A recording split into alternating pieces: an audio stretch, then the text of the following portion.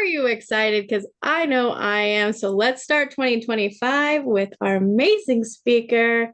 So excited to have you here today. Thank you so much. Natalia, tell us a little bit more about yourself.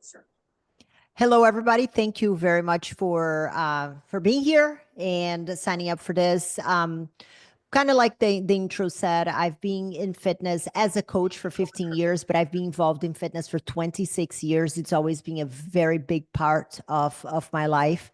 And throughout the journey, like most people, I've had a lot of ups and downs. And with my background in competing, which, it feels very removed from a lot of people that have never been in that space. But the reality is that the feelings that I experienced with the extremes are very similar to the feelings of those that are always doing a diet and always looking for the next thing that is going to help you lose 20 pounds in 3 days, that kind of stuff. That is the mindset that I was in for a long time. Go all in, do everything that I could as fast as I could, crash and burn, gain all the way back, rinse and repeat over and over again until I die. And it wasn't until, whenever I had my kids, I realized that something had to change because what I was doing before wasn't working. And also because I didn't have as much time to be wasting. So that's kind of how, for example, my program, the Powerhouse Academy, came to be, because I realized that there were a lot of pieces of the puzzle that weren't being addressed, like the perfectionist mentality around nutrition. And that's something that I talk about all the time. Is like, there is nothing in our lives that we expect to go in and be 100% perfect in. Nothing. We mess up in our careers, we mess up in our relationships, we make mistakes in our parenting for those who have kids. But for some reason, people have the expectation of going to like something fitness related and be perfect 24/7. And that's the Lulu talk. So that was, kind of what pushed me to create and to really become so passionate about fitness in the context of what I do now, because I can see the positive impact that it has in people's lives and also how much peace it brings. I think that a lot of people don't understand and don't see the negative impact that not taking care of your health in your body has, far beyond just the basics, like the things that like your health and your blood pressure and your cholesterol. And there are ramifications even on how you show up on your day-to-day life, in your how you show up for an interview, how you show up, how you walk into a room, even in your social life. I think a lot of people don't really realize how the ramification that not feeling your best has in your life. So I hope that was a good summary. I love that because that's actually how you started the Powerhouse Academy. So tell us a little bit what is included. You say you touch about all the areas in life. Tell us more about how that started, the purpose, and just tell us more about it. It was primarily because I noticed that there was a missing link. Everybody's always talking about, oh, what is the best training strategies? What's the best nutrition strategy? And all these things are important, but if we're not addressing the mindset, and what I mean by that is, like, I'm not talking mindset like somebody that went into Tony Robbins, event for a weekend, fist pumped the whole weekend, is like, oh, I'm good with mindset. No, I'm talking about really the a counselor, a therapist, to understand that all or nothing mentality. So I brought on board a counselor who has a lot of experience with the all or nothing mentality, and we also have a registered dietitian, because the fitness industry is very unregulated. And you can have somebody that just woke up one day and, has a six pack, and they're like, you know what? I'm going to tell everybody to do exactly what I do. But everybody has different needs. And if you're comparing, for example, I even think of myself when I was a younger trainer in my 20s. I almost want to call everybody that I coached when I was 25 that had kids and had a job and had responsibilities, and I want to apologize to them. I'm like, I'm so sorry. I told you to do that, because it's a completely different reality. So it is also about simplifying the process, because I find that people get so lost in the weeds of thinking of trying to optimize when the basic foundation is not there. It's like kind of people in the context of investment, it's kind of people trying to talk about a 529 and a HSA and, you know, all these things when they are barely paying their rent or mortgage. You're not there yet, boo. So we need to cover the bases, your basic, you know, in keeping that simple, because the overwhelm of complication is what makes so many people quit, which is a very real topic, especially at this time of the year. I like that you started with that. Now, if I wanted to just lose like 20 pounds, Okay. let's start with what would you advise me to start? Is that achievable? Is that going to happen? Like, what do you think? How could I start from there? Okay. Great question. And it's kind of like if I were to ask you a question back, how can I make $1 million? Is it achievable? Okay. So yes, but no. Yes. However, we need to look at the context. What time frame are we looking at? Where are you right now? What are your habits right now? How much time can you dedicate to it? And then we can set a plan that is going to allow you to stop obsessing about perfection and focus on consistency. And what I mean by that is, we had a member that lost 148 pounds at 56 years old. She's now running marathons, doing triathlons. And this is somebody that was embarrassed of getting in a plane because she didn't want to ask for the belt extender. So is it possible? 100%. But the problem that I see is that whenever we're talking about 20 pounds, people want to lose 20 pounds in a week. Obviously. Right. It's kind of like, oh, I want to invest here, but I want the ROI tomorrow, all my money back. Duh. Every action has a reaction. So everything that you do, there is going to be some level of compromise that you're going to have to take. So you cannot expect to keep on living the exact same life that you're living right now. So what we do with a lot of our members is to meet them where they're at. So for example, and again, kind of bringing back to the basics and keeping things simple. And this applies. We work with people like Pam, this member that has lost 148 pounds. And we also work with professional golfers. Like because the methodology that we use, it really is about staying true to that foundation. And what I mean by that, it's like, for example, you want to lose 20 pounds. Let's say that you have Chick-fil-A 5 times a week, just for example, right? So good. And then you have all these coaches, they're like, Chick-fil-A, you suck because you're having Chick-fil-A. Oh my God. You cannot have Chick-fil-A and you cannot have sugar and you cannot like breathe and you have to eat lettuce and ice cubes and that's it. That's your life now. You're going to be able to do that for a period of time, but then you're going to crash and burn. And then the moment that life happens, you're going to fall off the wagon. Okay. So what we do with our members, okay, you like Chick-fil-A 5 days a week. How about we reduce that to 3 times a week for now? And then how much time can you realistically commit to training? Because ideally speaking, yeah, we want everybody to spend 5 days a week training for an hour and a half and getting swollen, doing cardio and getting outside and but that's utopia. So how about we meet you where you're at? What is it right now where you're at that you can realistically commit to from a physical activity standpoint? We had a member, she's a pediatrician, like she runs her own practice. She has kids, she has a family. I'm 99% sure that she's also a real estate investor. Natalia, all I can do is 15 minutes 3 times a week. Cool. Let's go with that. And whenever she starts seeing results from the 15 minutes, she came to us and she was like, I think I can do 25.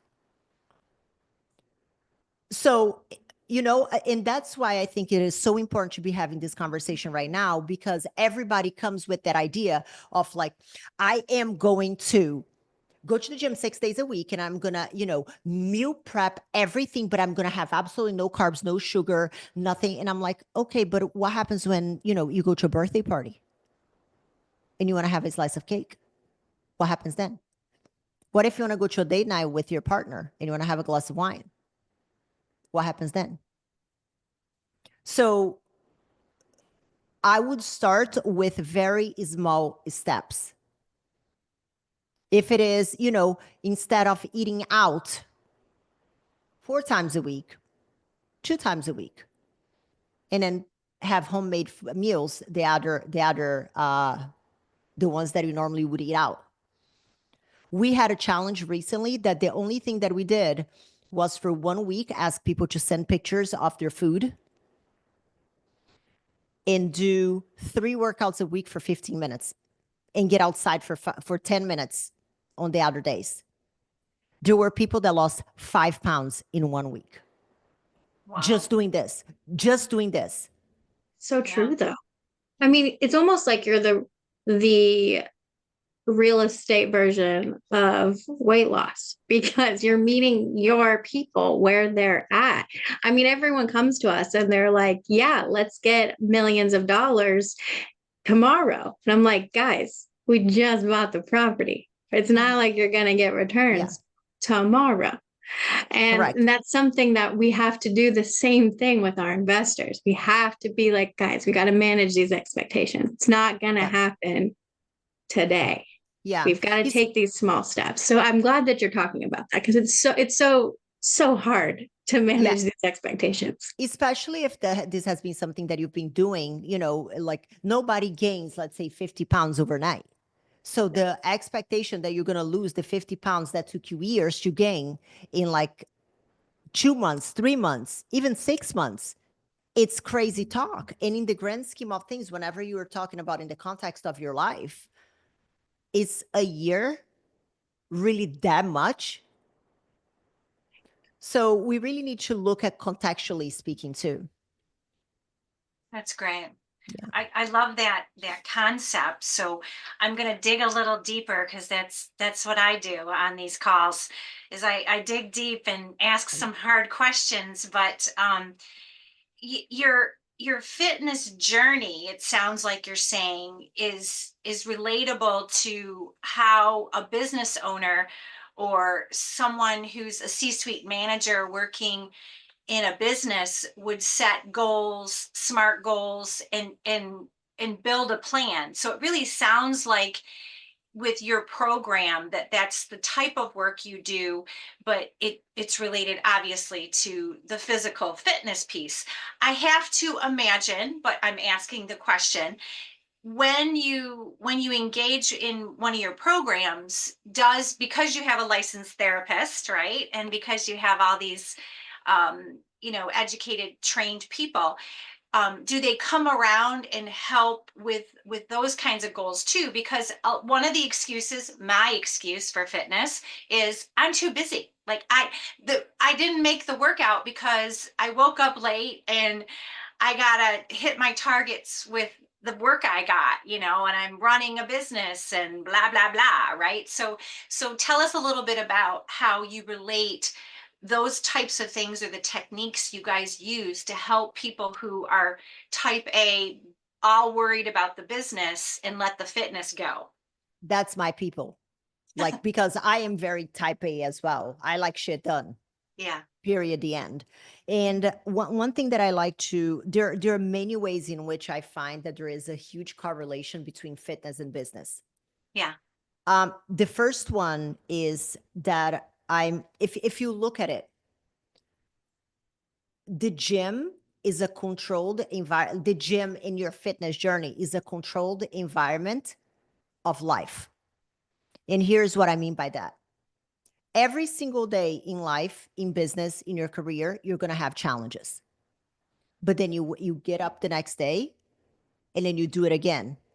And then that thing that was hard the day before, it starts to become a bit like, it's still uncomfortable, but it starts to become a bit less difficult. And then if you keep on showing up repeatedly, at some point, what, you know, a year prior was impossible, now it's what you do in your warm up. You see what I'm saying?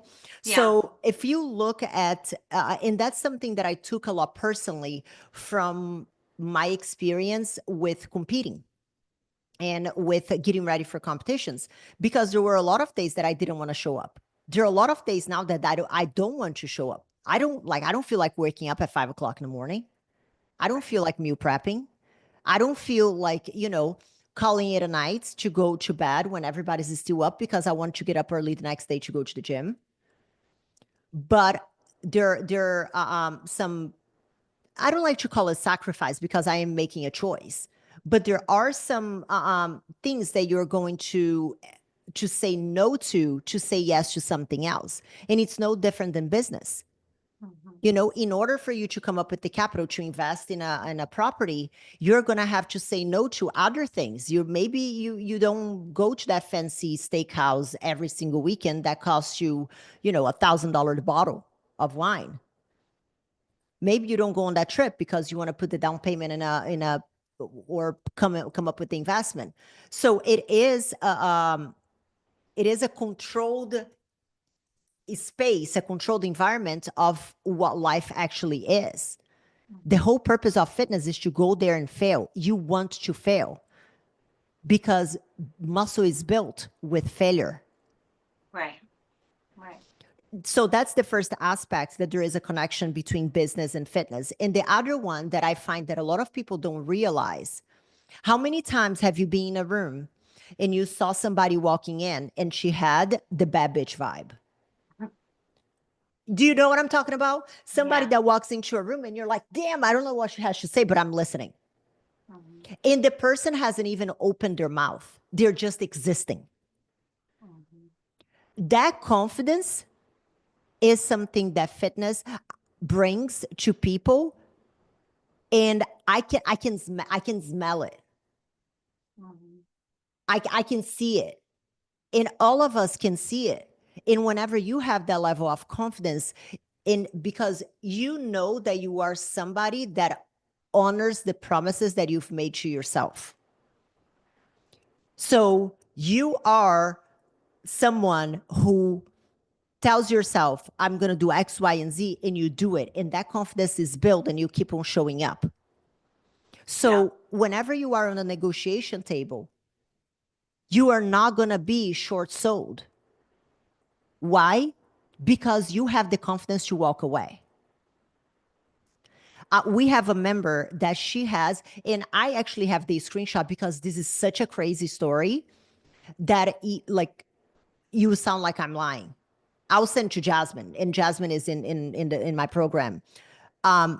She got a 200% pay raise in a matter of a year and a half. 200%. And whenever she shared that with us, and I'm like, oh my goodness, what happened? And she's like, I just gained the confidence to ask, to walk in the room and ask, which the quality of my work hasn't changed. But I start to believe in myself more. And I just walked in there and asked because I knew my worth. I had the confidence to do it. So this is how fitness can improve your business. And I think that a lot of people don't realize.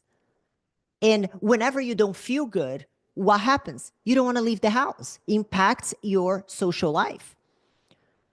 We are in the business of networking. If you don't want to leave the house, it is going to have a direct impact in your ability to make money. So Sure. if we're not talking, having these conversations, we are there is a lot of money that is being left on the table that I think people don't understand and don't even realize. Sure. So let me circle back and ask about some specific techniques. Brooke in the audience was like, give us some action steps. Give, what techniques or takeaways can we do, even if it's one thing, or, start doing this one thing, kind of thing, which I know I'm kind of putting you on the spot, but that's what I do. The thing is that, like, for example, I'm going to use again and I can give some action steps, but the thing is that the action step for every single person here is going to be different, Absolutely. because Sure. everybody's reality here, it's kind of like, just give me 3 steps to make $1 million in real estate. Yeah. It's Yeah. going to depend what is the job that you have right now, and how much capital are you able to pull outside of your, recurring expense that you're going to be able to put aside in order to be able to invest in real estate. So Sure. it is going to be, and you're going to have somebody that has 6 kids and works 70 hours a week, and then you have somebody who has no kids, no, sports expense. So it really is going to depend. And I hate this answer, but it is ultimately the truth. So if I could give strategies for someone to start taking action right now, first one is be objective with your schedule and honest with yourself as to how much time you can realistically commit to exercising. Not an ideal, not like, I would love to be in the gym 7 days a week. If you're coming from doing nothing, committing to 7 days is going to be setting yourself up for failure. So step number 1, be honest with yourself about what you can realistically commit to, even if it is just 3 times a week for 15 minutes. Yeah, that's great. That's a real good first step. And it's funny that you say that specifically, because every year I say to myself, okay, I'm getting back on the bus. It's January, and I have clarity as my word of the year, because I don't do New Year's resolutions. I do themes, and then I focus on that particular concept for 365 days, because it's doable. It's the one thing, right? And so the clarity that I got for my fitness in 2025 is just show up every day. Yeah. Just even if it's 5 minutes, go row 1,000 meters on the row machine, and do that one thing every day for 30 days, and then say, okay, I got this. Yeah. So, and then I have the rest of the steps, because I really want to make sure that I'm giving as many action as possible, as many action steps as possible. Sure. So, and then the step number 2, you would be to avoid anything that is telling you that you cannot eat X, Y, and Z. Anything that it starts with sugar is bad, you have to cut out carbs, you have to just eat, lettuce and ice cubes, anything like that, go the other direction. Why? Because that is going to keep you stuck in a cycle that is going to feel almost impossible for you to get out of. Nobody here lives in a vacuum, in the sense of, oh, I can, whenever nothing is happening, I can totally not eat carbs at all. But what about when life does happen? Because life be lifing, man. Life be lifing. So if you're, and which then leads me to step number 3 is, I know that now is kind of like the professional, like perfect time to start. But the reality is that the failure rate in New Year's resolution when it comes to fitness is like over 90% by February. 14 days. What do they call it? Quitter's Friday. Right. So, waiting, if we look at a calendar year, every month there is a reason for you to not start, especially if you have children. Oh, January, oh, it's great, but it's so cold. And, I have this going on and the kids are off. And And then February is like, oh, I'm still recovering from the holidays and things. And then March, you have spring break. And then April maybe might be good. And then May, kids are starting the summer break. And then it just keeps on going. But the thing is that just like taxes, death, holidays and seasons are going to keep on coming. So you either learn how to live through them, or you're going to keep on coming back on the same cycle time and time again. And keep things simple.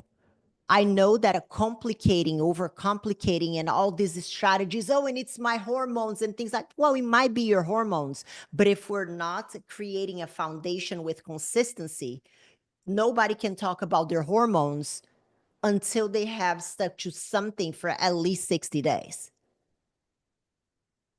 We have members that were perimenopausal and hadn't had their period in months. They have been consistent with the program for 2 months. They got their period back and they've lost 10 pounds. Wow. So that foundation of consistency is going to be the key. And whenever you start to go to oh, I'm going to cut out this and I'm going to cut out that and I'm going to go to the gym 7 days a week, it's going to be very difficult for you to stay on it. I can just, like I've been working out for 3 years consistently, but on the meal plan, that's where I was struggling. Like I could show, like I already built the muscle of just showing up. But for me, the meal planning was absolutely hard.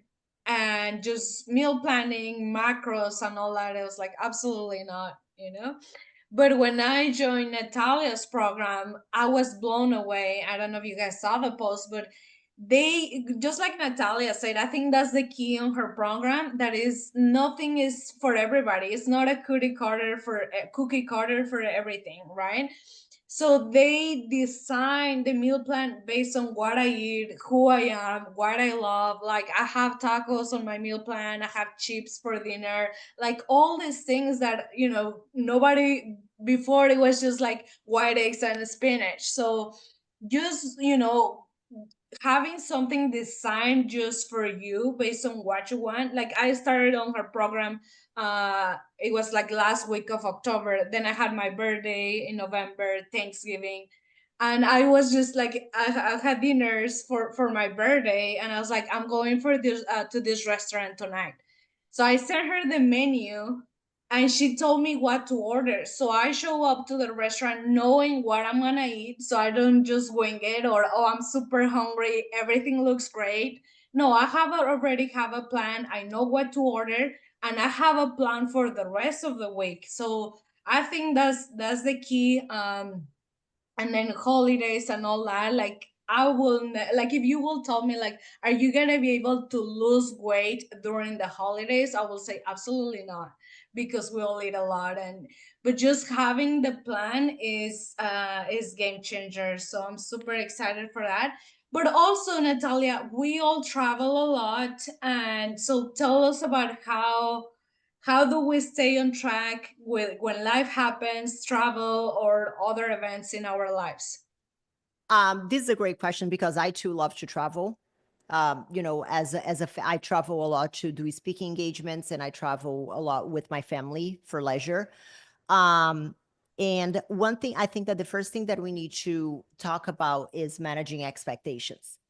So you are going to be a little bit outside of your norm. So going into the trip and the vacation and, all the travels, expecting to make the same level of progress that you would if you stayed home eating your homemade meals, it's a bit Delulu talk.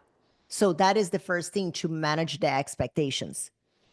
With that being said, understand that maybe you do not have, I don't know, like 40 minutes to do your workout if that's what you do, but you might have 15 minutes to do something.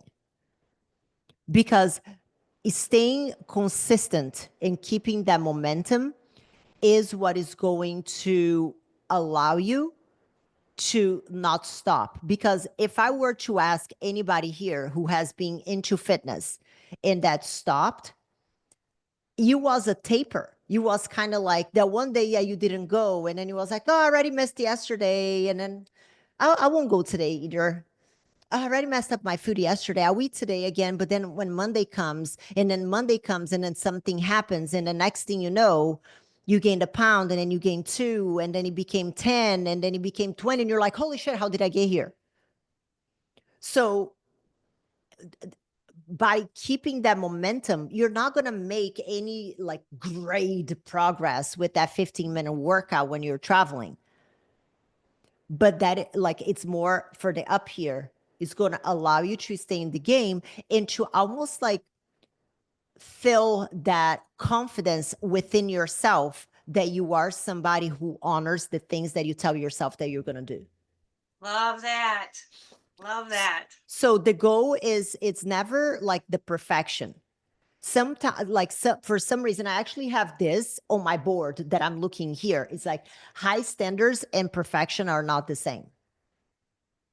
Just because you are somebody that has high standards, it does not mean that you should be aiming to be perfect, because especially with fitness, this is a for life thing. It doesn't have a deadline. If you're constantly aiming for that perfection, you're going to keep on living in a state of frustration and you're going to get nowhere and you're going to keep on going back to square one. And that's why it's so important to work with the mindset piece, because the problem is not just the results, but it's because whenever there is a bump on the road, and you are going to have bumps on the road, you're going to come back here, which that's where your mindset is. But if the mindset and the body are coming together, whenever you have a trip up here, the recoil of how far you're going to go is going to be a lot shorter. You're not going to kind of go back to square one. So you're going to be able to pick yourself up and keep on going again. So that is the goal, to get the body and the mind as close to each other as possible.